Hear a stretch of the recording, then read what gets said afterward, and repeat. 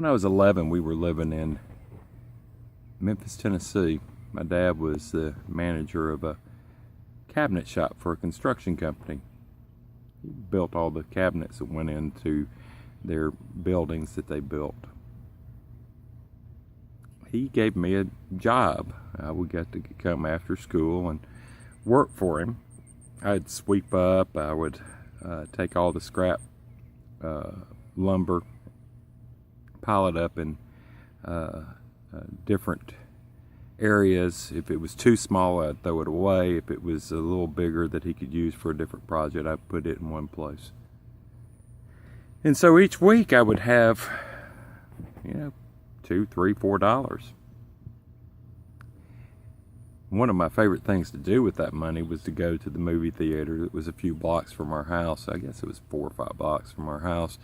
It was in a little strip center. There was a Ben Franklin store in that shopping center, and I would go into the Ben Franklin store and pick me out some candy and put them in my pocket, and then go to the movie theater and watch me a movie. One movie in particular really messed up my world. It didn't resolve.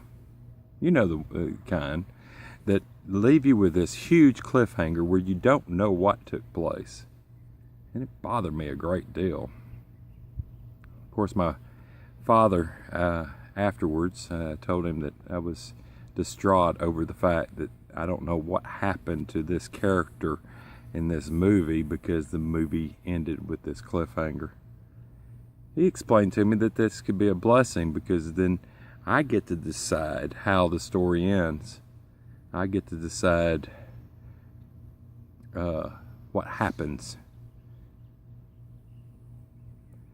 And he encouraged me to use my imagination to create the ending of the story the way I would want it to end. I was reminded of the story the other night when Autumn and I were watching the Netflix original, The Ark. And afterwards, Autumn said, "This didn't end well." She said, "I don't know what happened."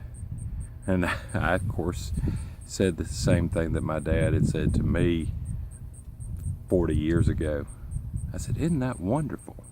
You get to decide how the story ends. You can use your imagination to create whatever ending you want."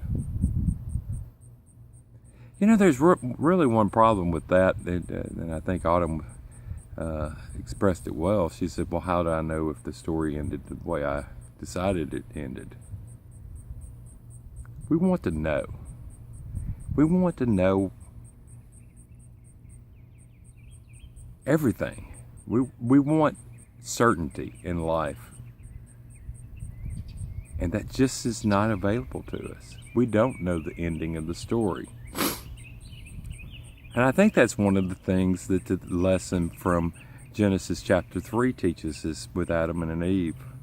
They had before them that day 2 trees that they could eat from. They could eat from the tree of life, or they could eat from the tree of the knowledge of good and evil. They chose the latter. They chose to eat from the tree of knowledge, knowing, instead of the tree of life. I find that to be the case for me so often. Maybe the original sin in all of us is the fact that we have to be certain about things. We have to have the ending to the story. And we choose that tree instead of the tree of life. The tree of life, the tree of living in the moment. Loving the one across from us. The tree that says, my past doesn't define me. The tree that says I'm going to live into the being that God has created me to be. The devil lied to Adam and Eve. He said, if you'll eat of this tree, you would be like God. Well, didn't God just already tell them in the creation story, let us create man in our own image? We were already the image bearers of God, and we believed a lie that we had to know everything instead of be. That's the one story, that's the thing that I learned. I'm learning that I've been so often a human knowing instead of a human being. Have to know the answers to everything. But it can be so much more freeing and so much more life-giving if we live from the tree of life instead of the tree of having to know. Because you never hear of a suicide bomber that goes into a crowd and says, I believe this and I'm going to ignite myself. But I could be wrong. He never adds that could be wrong. You never hear of someone protesting, God hates fags and I'm going to protest at your funeral, but I might be wrong. That might be wrong is what's missing from our conversation. Because we want to live from the tree of the knowledge of good and evil instead of the tree of life that just takes life as it comes. Not having to know the answers to all of our questions.